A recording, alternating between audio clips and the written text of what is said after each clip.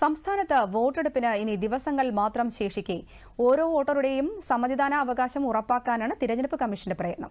ഇതിന്റെ ഭാഗമായി വീട്ടിലെ വോട്ട് സേവനം ഏറെ കാര്യക്ഷമമായി പുരോഗമിക്കുന്നു.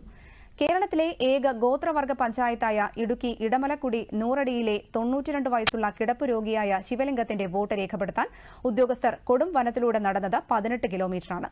ഇന്നലെ രാവിലെ 6 മണിയോടെ മൂന്നാറിൽ നിന്ന് പുറപ്പെട്ട ഉദ്യോഗസ്ഥർ 5.25 മണിക്കൂർ യാത്ര ചെയ്താണ് ഇദ്ദേഹത്തിന്റെ വീട്ടിലെത്തിയത്. ഒരു വോട്ടിന് തിരഞ്ഞെടുപ്പ് കമ്മീഷൻ നൽകുന്ന പ്രാധാന്യമാണ് ഇടമലക്കുടി ദൌത്യത്തിലൂടെ വെളിവാകുന്നതെന്ന് ജില്ലാ കളക്ടർ ഷീബ ജോർജ് പറഞ്ഞു.